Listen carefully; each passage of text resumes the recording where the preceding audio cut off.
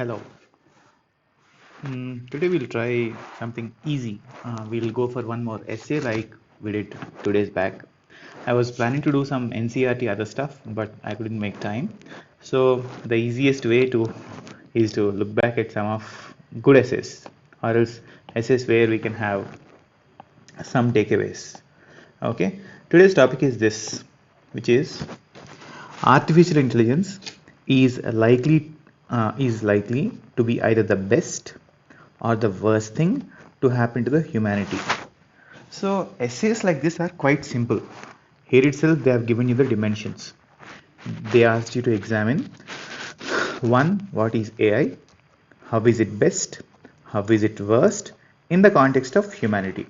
So you need not brainstorm too much for the structure of this essay, because they basically expect you that you write about all these dimensions.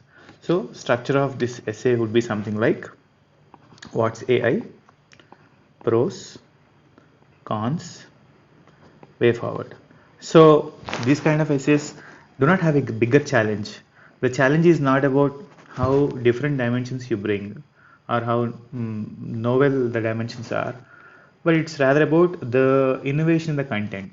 So we'll see how this guy has tried to bring some of his good or bad content. We'll just try to check. So now we have to introduce it. We'll see how he introduced it. So in summary, he introduced it by giving you the context or the depth. He tried to bring some depth. So he tried to explain you by saying that AI is part of a larger phenomena of industrial revolution in the context of human progress. We'll see how he tried to achieve that. Okay. Human progress is never linear. Good. You see, when you start with short sentence, not very long sentence, so it makes thinking easy for even for the examiner.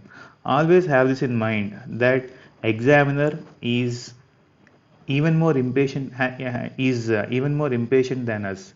So to an impatient examiner, if you write longer sentences, it's a con case. So human progress is never linear. It crawls for a while, walks, and suddenly gallops. So it's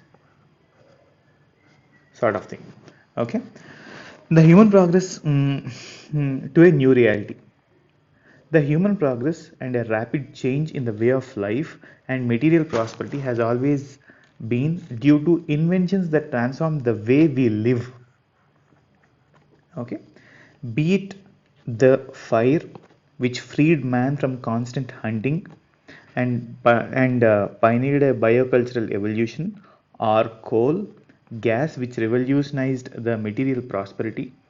It is the technology that punctuated human progress. So human progress has always been punctuated by technology, technological revolution. Fire once, domestication, coal, gas, digital, AI. You see, the gap is also reducing. It took a lot of time to find fire, then relatively lesser time for domestication. Coal, gas, the gap is less. This gas and digital much less. Digital and AI even lesser. Okay, with time we are compounding technologies. There is one very good book I think called The Science of Innovations or something by Thomas Kuhn. He explains how science actually progresses from one episode to another episode, how scientific progress has happened over a period of time. This has also been dealt by our very good Harari, but you can, for a more specialist study, you can just look at the gist of this book by um, Thomas Kuhn. He writes about scientific revolutions. Okay. Scientists opine that we are on the cusp of one such breakthrough, which, when integrated with other technology developments like gene editing and bioinformatics, can even lead to the creation of a new species. So, when you're telling that it may alter the way it may alter the way in which the entire sapiens is proceeding, it generates a certain amount of interest. Okay, and does it so the question he raises is, does this technology, this time artificial intelligence enhance the human being, or does it render the human race as a meaningless one, as philosophers like Harari fear? Let's examine. What I liked here was about the attempt to bring a depth. So, to give a context, that I liked, but what I did not like is it could have been a bit brief. He extended it till 1.5 page. You write for 10 to 11 pages, and if intro, it has to be even more effective. So I think the intro could be a bit brief. Okay. Next. So first, what is intelligence? As we thought, first part of structure is intro to AI. Brief. So he tries to explain what AI is, artificial plus intelligence. And here on, he keeps on telling about machine learning, deep learning, etc. Hence, we are developing machines to be objective and automate the world and to reduce the error in the world. So, till here, he finished defining what AI is. Cool, 2 paras, fine, brief. Next. This is one line I liked a lot. Before trying to give what are the pros of artificial intelligence, he used a connecting phrase which is terrific. The purpose of any science is social. You see, in till science, till 10th class, we'll be having science and social subjects, but we never try to link the way link these two subjects. Here, in a beautiful sentence, he says that the purpose of science యొక్క purpose social. Okay, so the purpose of science is social. AI is expected to, by giving this very good, brief, and effective sentence, he is trying to give the social benefits of a science or technology called AI. Very good. Now, so here on he tries to give certain, what we can say, advantages of AI. A typical science and technology answer that we read in our GS3. So how does it help in agriculture? Okay. Next, another sir who evaluated the same essay felt it was not required, but cool, not a problem. Precision farming, okay, and he gave the Indian context of aspirational districts, autonomous tractors, etc. Next, in the healthcare, next, healthcare training personnel, cancer detection, okay, and some recent innovations in healthcare with respect to AI. Next, with respect to intelligent urbanization, we also have a project by Niti Aayog. Okay, Niti Aayog will be focusing on 5 areas for AI. So they are more important. They should be written. They are these. They are agree. 2 is urbanization, smart cities. 4 is healthcare, and 5th, I don't remember correctly, but these 5 must be written because they are more relevant in Indian context, and Niti is saying that. So it helps in smart parks, and it helps in to predict chaotic behavior of crowds using AI. Whenever there is a very large gathering like Kumbh Mela or any political functions, it helps in identify certain pockets of this crowd which can be violent at any point of time, or else overcrowding, which may lead to what you call some sort of what you say pushover, etc. It can predict all those. Fine, you have mentioned that. Next, education is plagued by low retention rates. So here he speaks about education, how it helps in adaptive learning, interactive learning, and how Andhra government has taken one step with respect to AI. Okay. Next, in land management, smart grids, judiciary. Okay.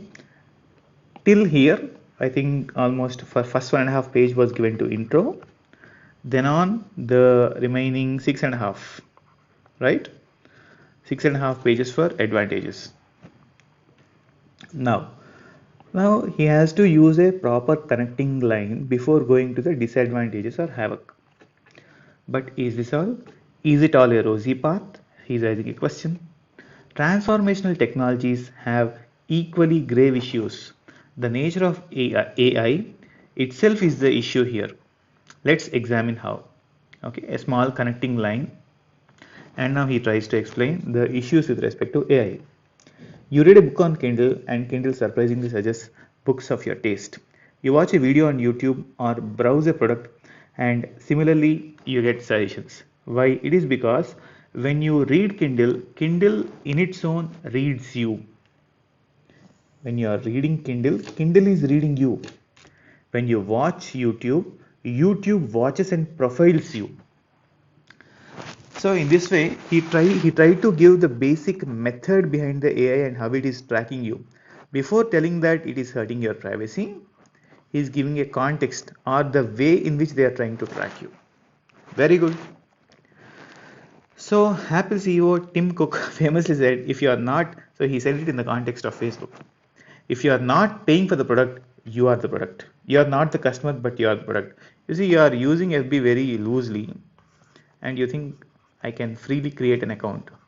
But here in this context, it tells when you are not paying FB, you are not its customer, but its product. How it charges ads on you and it earns its revenue. So you are not its customer, but you are its product. So Facebook, what it does is it shows you as its product and tries to get more and more number of ads. So you are already being a part of the consumer economy without your knowledge. As we love privacy, the big brother, good word of corporate, to the big brother of corporate, our choices and tastes are carefully cultivated, managed, and sold. The biggest casualty of AI is the individual free will.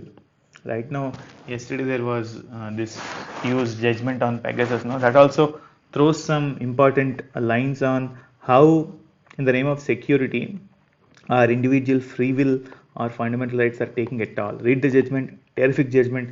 I thought of making a video on that today. I read the judgment. I am in the midway. I thought once I am done, I will do a video upon it. Very good judgment because it gives you links to not only other fundamental rights but also several other very good judgments. It speaks about Keshavananda Bharati judgment. It speaks about what H.R. Khanna said, and it quotes and it tries to settle the debate between security versus fundamental right. Okay, security versus freedoms. How, to what extent can you go in the name of security that you can it is to what extent can you compromise upon fundamental rights in the name of security. So those are very neatly given. We'll do one video on that. It'll come very good. So in this way, you read it when you are free, but he explained the nuances of how AI is basically using you very, very, very, very, very well. Because this idea of your free will being a casualty is not so frequently seen here and there in the regular books. Number one. Number two, the explanation is also very rare. So it's about quoting good examples and also explaining why or the process in which AI is hurting you. That takes knowledge, that takes good understanding of issues. Next, then he explains how it is going to distort the democratic process. He explained Cambridge Analytica scandal, issue that was during the time when Trump came into power, and economic ramifications in the form of influencing your opinions towards a particular product, data colonialism, how data is the new oil and how you become a product in the era of data colonialism. Next, at the individual level, it can even tell whom you can marry. Okay, it can even predict whom you marry, or it can suggest prospective matches. And he explains how it's a complete erosion of free will. In the security domain, few examples with respect to AI. All aside, philosopher Harari paints a very grim picture of the uncontrolled AI in future, where a portion of Homo sapiens, so this is sapiens, so a portion of Homo sapiens speciate into a new species called Homo Deus. There's a beautiful book called Homo Deus. You can read that. So that is mentioned here. Good, very good. So interesting inequalities due to due to AI at the deepest levels. He explains how that transformation of a certain sections from sapiens to deus happens. So till here he gave about the disadvantages. So fairly good amount of space for the disadvantages, and it was dealt in proper depth, content wise and diversity wise. So all the significant areas are covered. Next, is it all a rosy picture? Is the picture really so bleak? Have we truly lost ourselves? You see, first he gave a high, then he said no, it is so low. Now we have to balance it out. Is it so low? Is it really so harsh, or is the future really so bleak? Now he raised a question. See, one important point is, when you want to graduate from one section of society to another section of essay to another section of essay, one way to do it is by posing questions. He did the same in the introduction. So he posed a question, then he started giving the advantages. Then he posed a question, disadvantages. Now from disadvantages to way forward, he is posing a question. This is one good way of building up a narrative. So now he posed a question. Now he tells, okay, man maketh his destiny. James Allen said it. Okay, man maketh his destiny. Scientists opine that AI is an idea whose time has come. Like every technology, it is non-deterministic and depends upon how we use it or how we tame it. Harari and others suggest how we need to adjust to the new reality. So this phrase called an idea whose time has come is very powerful. So even during 1991 reforms, when Manmohan Singh was giving a speech, he said it in simply. He said, after giving his budget during the 1991, okay, when we were introducing the LPG reforms, he said India is an idea whose time has come.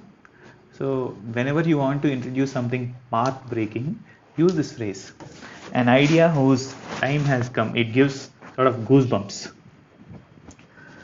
So now he gives solutions: emotionally intelligent education, how you do it, strengthening education because your polity is also at stake, what you do with respect to institutions, next liberal institutions, next skilling, etc. And sir has pointed out that you can give some sessions at international level involving social scientists with competition. Fine, this you can take that. Okay, AI in jobs. Okay, in that way he gave you advantages. The conclusion: like all technologies, AI is a child of humanity. A child is as good as he is socialized. It is upon us to socialize AI to play the role of whether you want to make it a Hitler or a Mahatma. A very simple conclusion. So conclusion can be a bit large. You can give a bit more depth. So this is the simple structure of the essay. So few other observations I had during the essay was that you see at no place he was following a formula. Usually people would ask you to go by a formula like okay, social, economic, political, international, security. They ask you to go by formula, but I think many times this makes the essay artificial. In this, I think he basically went by the possible ramifications or the most important ramifications that he read somewhere. So when you have content, don't go for formula. And if you have proper imposing content or some content which you feel will really keep the examiner glued to your paper, go for content. Formulas are second. So other takeaways are good intro and using questions to link to certain paras, very good one-liners, okay, and some very good deep content. So that I think is the hallmark of this essay. This would, in my opinion, get a very good mark, decent marks. Okay, it may not be the best, but it's definitely a decent one. You can go through it. Next, I'll discuss the judgment sometime. I'll try to do judgment of the Pegasus. Pegasus is a beautiful word. I'll try to do that. Then NCRTs. Tomorrow I have one of my very interesting pet project. I'll try to do Atomic Habits tomorrow and see how it goes. So that's all.